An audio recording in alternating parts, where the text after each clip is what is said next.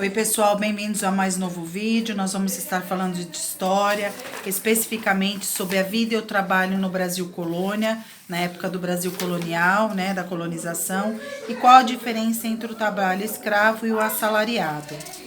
Bom, o trabalho era e é muito importante para a sociedade. Existem diferentes formas de trabalho e o valor do trabalho varia muito de acordo com a sociedade, a época, os costumes, as tradições e principalmente devido às necessidades para a sua própria sobrevivência, para a minha sobrevivência ou para a sobrevivência do grupo, no caso uma família ou uma tribo na época, né? Antes da chegada dos europeus, o continente era povoado pelos nativos indígenas. Lembra, pessoal, antes de chegar os portugueses no Brasil, que tinham os indígenas? Então, e os hábitos dos indígenas eram diferentes. Com a chegada dos navegantes europeus, no caso do Brasil, os portugueses, os hábitos mudaram, né? Então, relembrando um pouquinho aí da história no passado, no Brasil, os navegantes eram os portugueses. E eles chegaram para quê? Para tomar posse das terras, né? Para poder produzir riquezas e dar lucro para a Portugal. Então, no século XVI, começou a se formar o sistema colonial. O que seria o sistema colonial?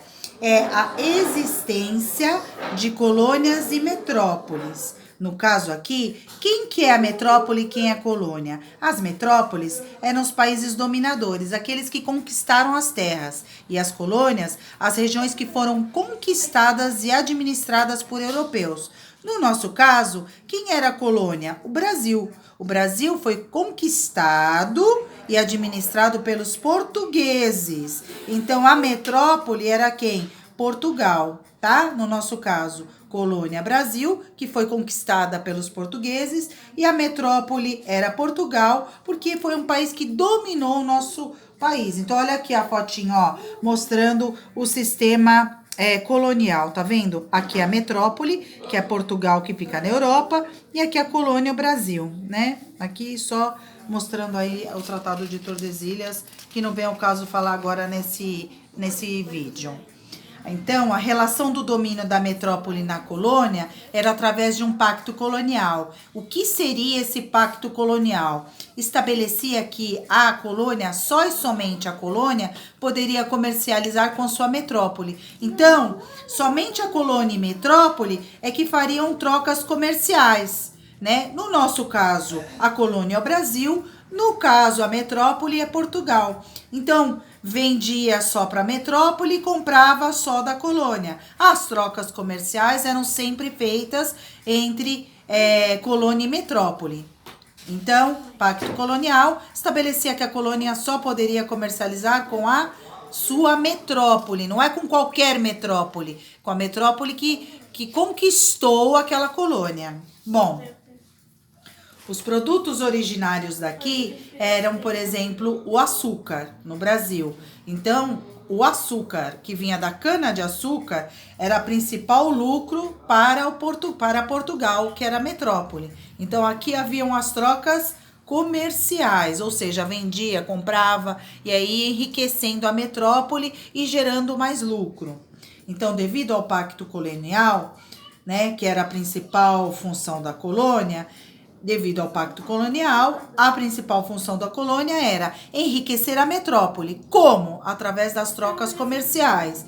E fazer com que todo o esforço do trabalho fosse direcionado para a produção de grandes lucros da metrópole. Então, todo esforço de trabalho era direcionado para as metrópoles, para dar dinheiro. Então, aqui eram que tinham a principal mão de obra.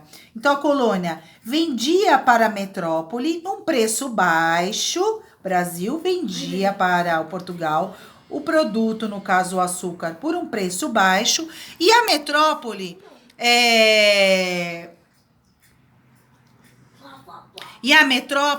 vendia para a colônia, ou seja, a colônia comprava da metrópole por um preço mais alto. Então, a colônia vendia para a metrópole, né, por um preço baixinho. A metrópole chegava e vendia novamente, ou a colônia comprava da metrópole por um preço maior, né? Então gerava o lucro. Colônia vende para a metrópole, preço baixo. A colônia compra de volta da metrópole por um preço alto. Aí é que tinha os lucros. Bom, e no período colonial, a mão de obra para a produção colonial, ela era escrava. Olha aqui, ó. Tá vendo? Aqui era mão de obra escrava. E essa mão de obra escrava, ela era composta por indígenas e muitas vezes também da população africana. Então, essa escravidão, a mão de obra que trabalhava nessa troca comercial, né, entre colônia e metrópole, essa mão de obra era escrava na produção colonial. Era composta por indígenas, que quando chegaram os europeus, fizeram alguns indígenas de escravos, e da população africana, né? Aqui estavam escravos. Bom, não tinham só os escravos, tinham também os trabalhadores livres, que tinham uma situação intermediária, uma situação nem tão boa e nem tão ruim. Ela era composta do que essa faixa aqui intermediária de trabalhadores livres? De brancos pobres, mestiços, indígenas que não foram escravizados e negros que tinham conquistado a liberdade, né, que não eram escravos.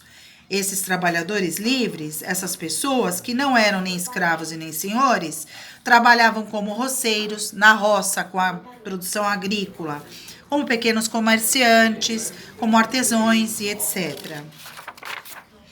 Então, muitos engenhos de açúcar. O que é engenho de açúcar? Onde se produz o açúcar. Haviam trabalhadores assalariados ou empregados.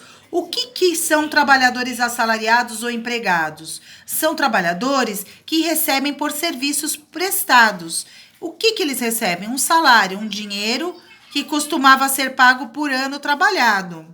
E quem eram esses trabalhadores assalariados ou empregados? Os feitores, carpinteiros que trabalhavam com a grama, né? Oleiros que trabalhavam com barro, argila, tijolos, caldeireiros que trabalhavam com caldeira de engenhos, os purgadores que trabalhavam na purificação de açúcar. Então, os trabalhadores assalariados ou empregados é aqueles que recebiam por serviços prestados e recebiam um salário, um valor, um dinheiro por ano trabalhado.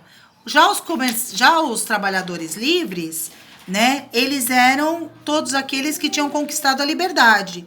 E eram pessoas que não prestavam serviços, eles trabalhavam de conta própria, né?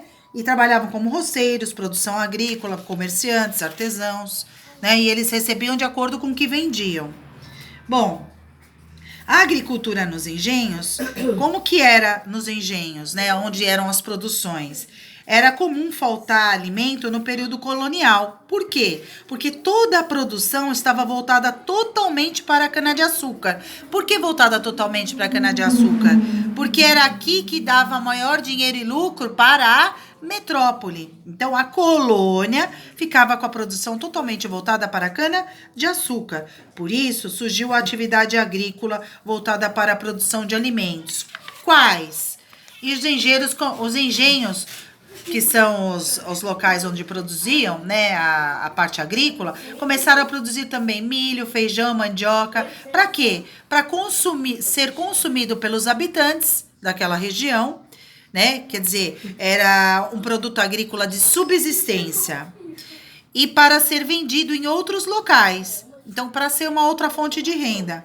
Então, os produtos agrícolas de subsistência na colônia eram milho e mandioca. O que é a palavra subsistência? Subsistência são recursos essenciais para a vida. Ou seja, sem aquilo eu não vivo, eu não sobrevivo, como alimentação.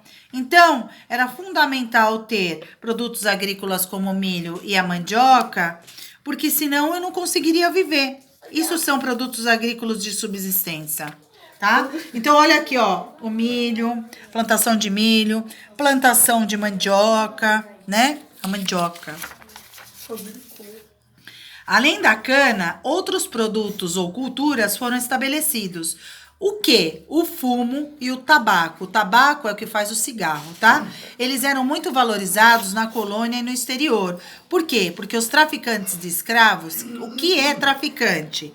É tudo aquilo que comercializa, ou seja, compra e venda. Então, os traficantes, pessoas que comercializam, né, compra e venda de escravos, eles trocavam na África, né, esses elementos como o fumo e o tabaco, porque ele trazia muito valor, enriquecia, dava muito dinheiro, e usavam como uma moeda de troca na África para conseguir escravos, lembra?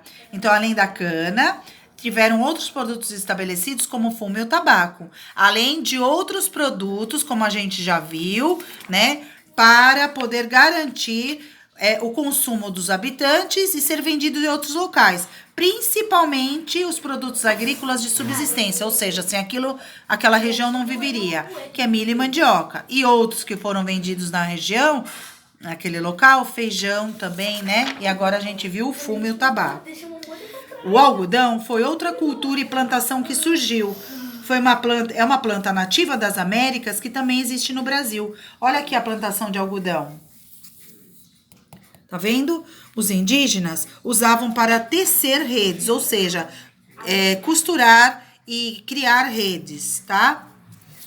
Bom, a pecuária nos engenhos da cana-de-açúcar, ela também foi bem expressiva, ou seja, ela conseguiu se destacar, ela foi forte na colônia, no caso no Brasil, que nós estamos falando. Principalmente, a gente se deve uma importância maior ao gado.